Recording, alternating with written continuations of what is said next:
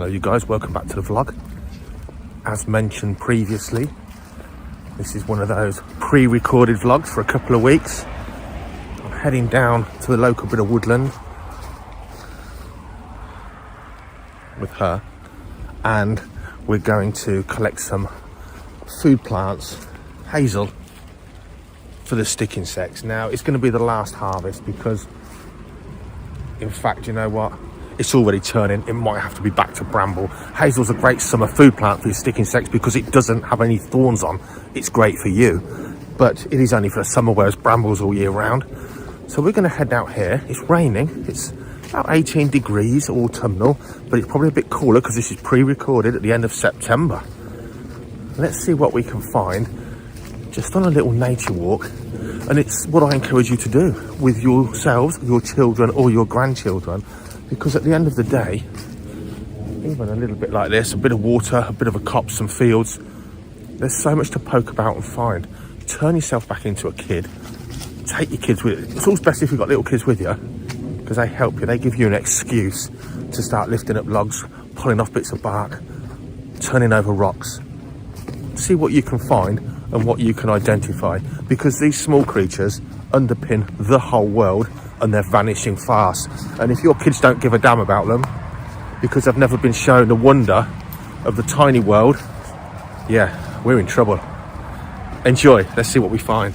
Often bits of rubbish hold a lot of life. There's a snail that's wedged in there, an old tyre that's pinged off the road nearby. Oh, an old wheel, in fact. Hold on. Wow, look at that. A larder of eaten snails. Look at them.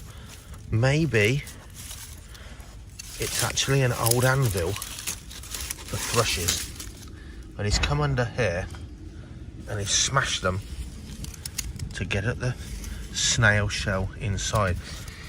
As a kid, many gardens had a rock in it that was a thrush's anvil for breaking open snails, like this garden snail here. A rare sight nowadays. I wouldn't mind wagering this is this tire's been here a long time, and I wouldn't be surprised if whoever actually smashed all these snails on top of this, look out Elsie, on top of here, has probably long since died. The song thrush, a rarity in these parts nowadays, a common garden bird 40 years ago. Most thrushes we see now are the mizzle thrushes, which, yeah, they don't have that song, not really. Anything like this is all great habitat. Now, if it's safe to do so and you're an adult and you can swim, there's somewhere, there's not really here, but somewhere you can get down by the water safely. Guys, take a bucket, a jam jar, either or, and a bandy net, a little fishy net. Water is gold when it comes to invertebrate life and a lot else. Down there's lots of whirligig beetles, fascinating little things to wash in a jam jar, as well as water skaters, pond skaters, both of which will eat any insects that fall in and get trapped in the surface film. The whirligigs are great because their eyes are divided horizontally. Half their eye looks up in the air, half their eye scans the water below. More child friendly, look. Even a small pair of wellies could cope with that bit down there. Catch a few whirligig beetles. What lives under all those rocks on the bottom there? Oh my goodness, a lot of stuff. Found some decent green hazel. Look on the leaves of these broadleaf plants in the woodland. Oh, all sorts of stuff living on them for sure. Really annoyingly, the wind had dropped. Yesterday was literally gale force winds. Well, rather the day before was. Yesterday was rain all day. Today I've been to school all morning talking about mini beasts, and it's been beautiful. And still, now a weather front's come in and I'm filming without my little fluffy microphone. Would you believe it? I've got out and the wind's up. So some stuff's probably not too good to handle. So under here, just like any rocks, you're going to have some great invertebrates. But at the end of the day, this is asbestos, not something you want to be smashing or turning over too much. You don't want to be breathing that dust in. So I'm going to say, if you've got your kids with you, probably be careful what you do handle.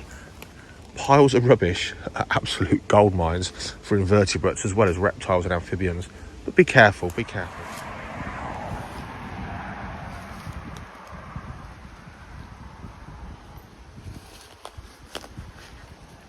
Bark, dead or alive. There's stuff to find on there. And children's eyes will find it better than ours, especially camouflage moths and things.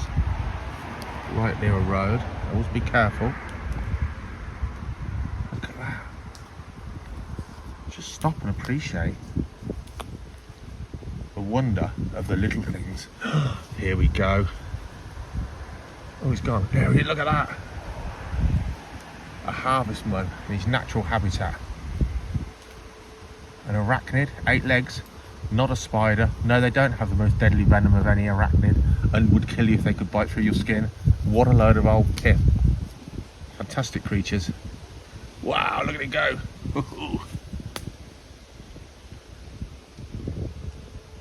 And they're hilarious, aren't they?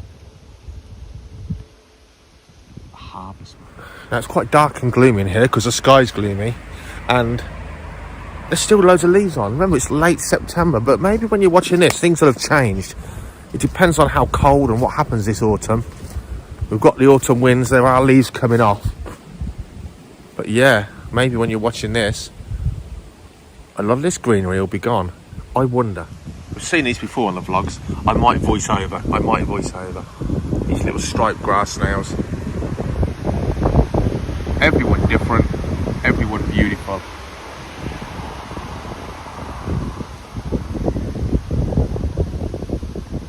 Maybe take one home as a pet, feed it on salad, and then let it go when your kids get bored of it. You don't need a giant African snail to appreciate the wonder of that mollusk.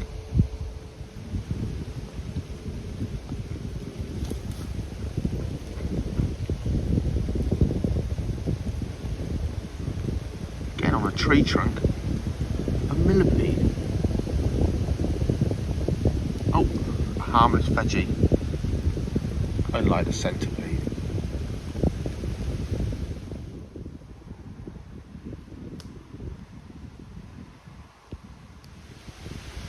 Don't destroy a whole habitat, but if you get a chance to lift off a bit of bark,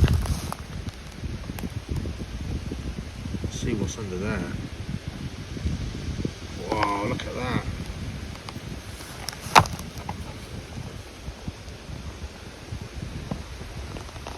Fighting the bark.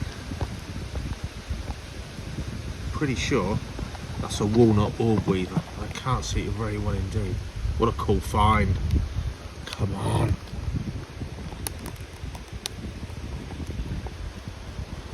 Look at that. Our second arachnid of the trip. What a great spider. Pull out that very gently.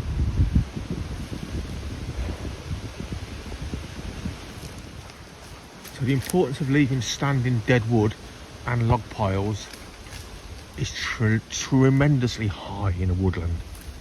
In here will be untold beetle larvae feeding on the rotten wood and recycling it. Big, and in this case small. Absolute habitat all on its own, all in its own right. Come on then, let's have you.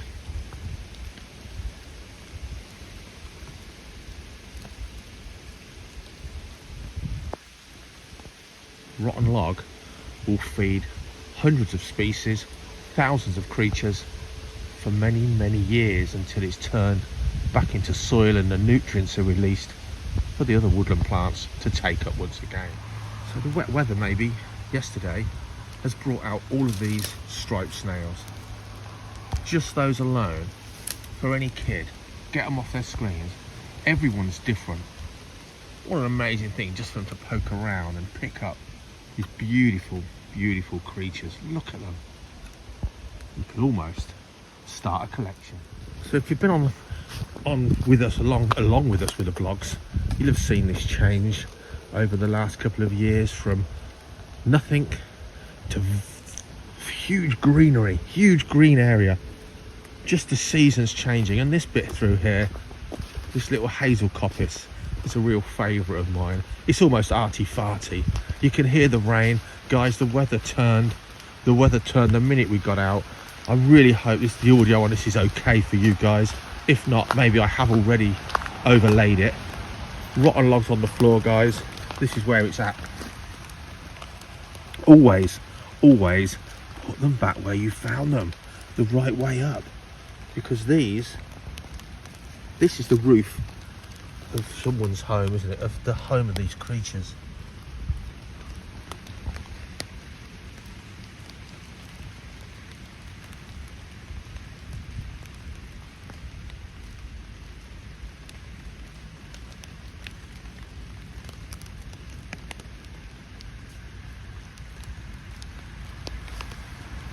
Before you say, oh Dave, they're just wood lice, bear in mind, hundreds and hundreds of people in the UK and around the world now keep, and we're talking adults, now keep and breeds all manner of species of wood lice, just like they do tarantulas, tropical fish, snakes and other reptiles.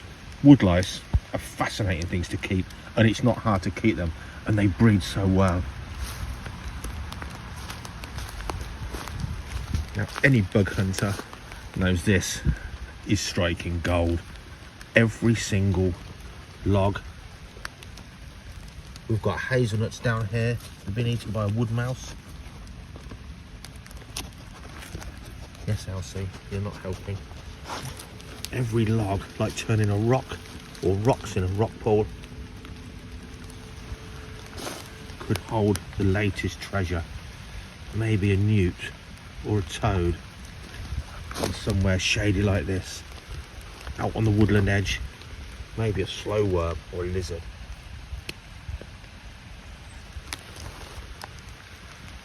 My only sadness is, and I'm really realising this in the last couple of weeks, my eyesight has got a lot worse. Look at that guy. I can see him great through the magnified screen.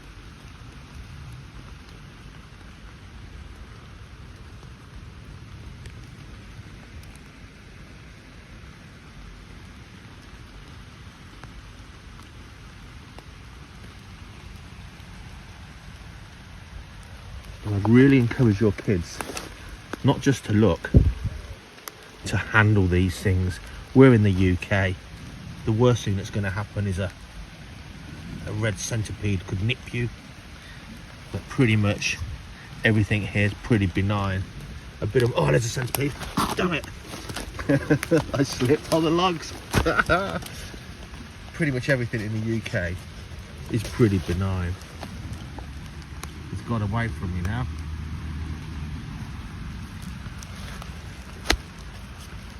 Get those kids dirty.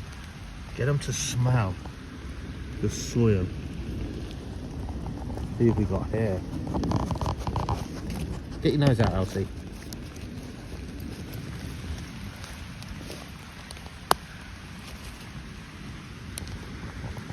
Blooming dog. Here we go. Common red centipede. Absolute predator of the undergrowth, and it's escaped. Millipedes, detritivores, veggies, scavengers. But those red centipedes, my goodness me, they're hunting, and they're hunting other mini beasts. Plenty of wood lice.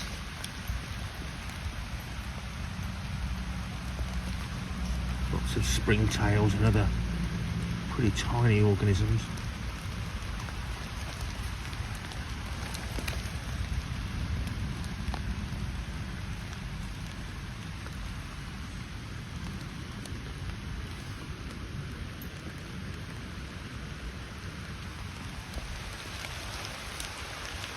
Poking around down here on the woodland floor in the rain.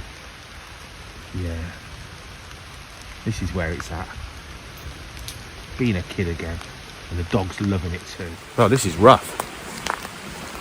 Literally. It started spitting as I sat in the van. We drove down to this little woodland. And I thought, nah, I won't put a coat on.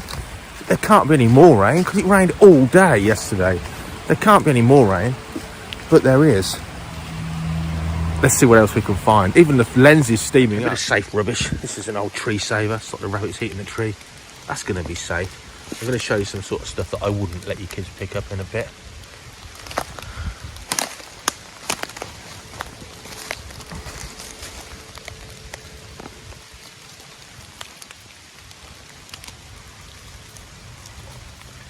Not been here too long.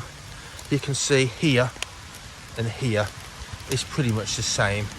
It creates a better habitat when whatever under it has rotted down and decomposed generally, and that's why you don't just do this. That's why you always do this. Keep that habitat intact. If it's too big to put back, then don't lift it in the first place. So again, this is stuff that's not been, oh, that's been there a bit longer. Nothing there though. So of course you want to be looking down, but for sure if you're in the woods, you want to be looking up. Don't miss out on all the stuff up there.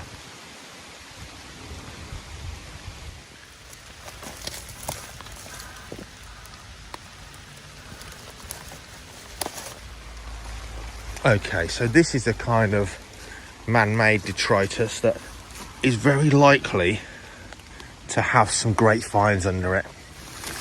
Mice, shrews, amphibians.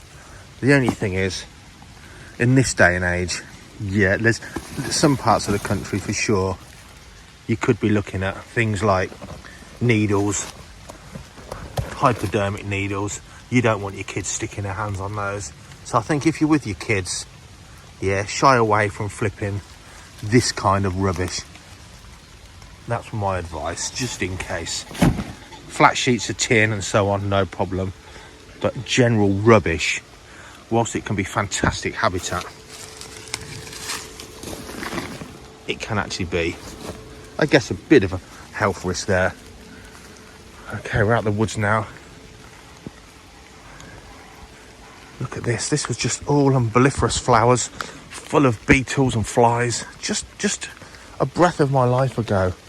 Even the giant bindweed is fading away. It's a change of scenery, and something we haven't seen today that you might see when you watch this. If you do get out, please heed my advice. Take a little snippet from this film and go outside. Adults or children, but I say take children. And there's something you might find. There'll be a lot more, possibly, fungi and toadstools around, and just those alone are worth going out on a little nature walk stroke bug hunt. If that's all you find, fantastic things. Get home and find out what they are. Burdock, often stated as one of those things that the originator of Velcro watched, saw, got annoyed by. We're near a busy road. Amazing burdock. Sticks to your clothes, absolutely annoying. The flowers have now become seed heads. They stick to the fur of animals, and by the time that poor animal gets them off its clothing, it's spread the seeds far and wide for the burdock plant. Big dock-like leaves, seed heads covered in burrs, the burdock.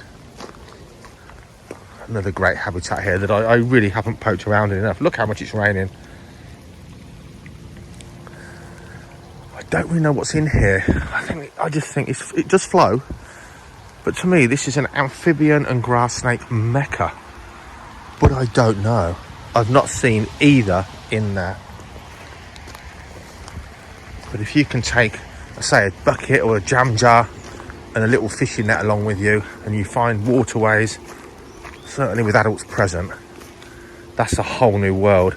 And I can tell you now, the invertebrate life in there will be more abundant and more fascinating, I think, than the invertebrate life in the woods there. So look where we are. It's not all day if you're privileged to live in the wilderness. You saw a bus just go by there.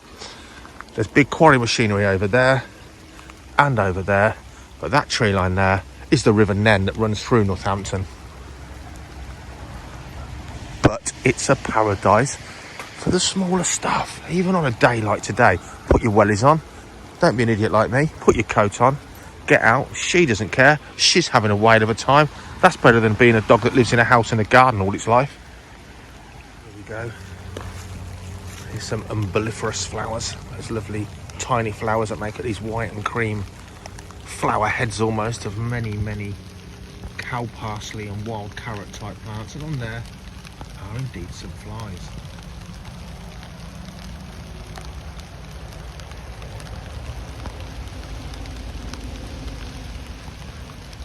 Look at the flies. Just the green bottles and blue bottles, those real sort of carrion flies that make us adults think, ugh, germs. Metallic green, for God's sake. What a little gem for children. Look at them.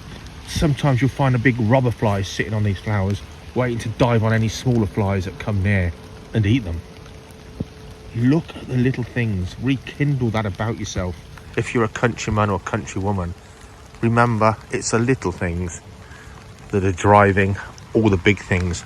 And a lot of the loss of the swallows and the swifts where we live here, even though it's good habitat down by the river, it's all due, or not all, it's massively due because the small things have gone in our lifetime. If you're my age, they've dropped off massively and they run the world.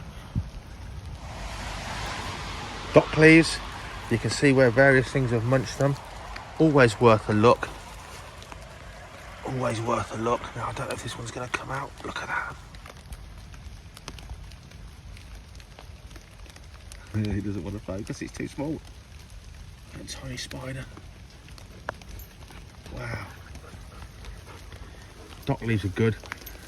A good nettle bed in the sunshine, even better. Just stop and stare. A whole ecosystem in one nettle patch for sure. When you see this, ask yourself, who's been eating it? Where are they? Well, in this case, it looks like, for the most part, baby snails. That's who's been eating it. Unfortunately, these nettles are very much not in the sunshine, so most of the stuff will be hiding down lower, not out crawling around. The amazing life that could be on there. Yeah, they do sting your legs and your hands. You will survive. It's just nettles. What's under here? Let's be a bit naughty. Let's see what we can find.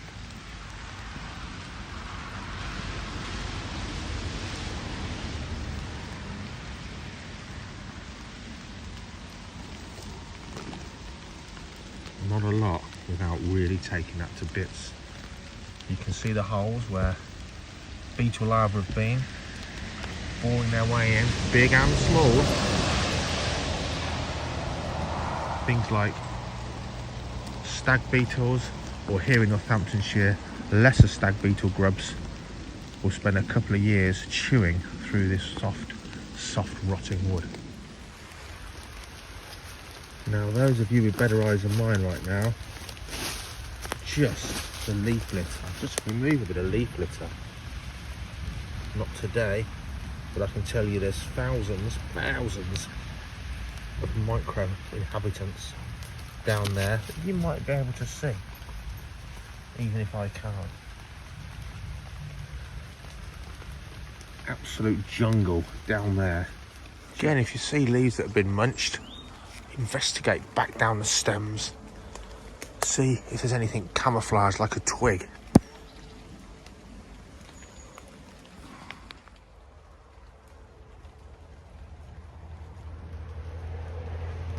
Now, of course, if you can't access a park or a little bit of countryside, just go to your garden and take those kids to your garden. Do you know what?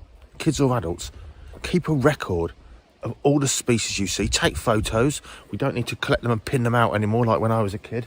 Take photos, find out what they are. Excuse the wind noise just to finish off. You can do it all at home and get your kids. Don't go and buy one of these. Make a little thing, smaller version of this.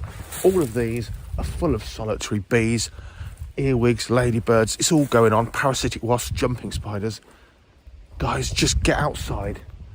Go bug hunting, go on a bug safari, find your own stuff, log it and record it, find out what it is. You can do it anywhere, guys. I implore you. Hope you've enjoyed this slightly different vlog. Seriously, get out there and do this. See what you can find at any time of the year, and I'll see you in the next one.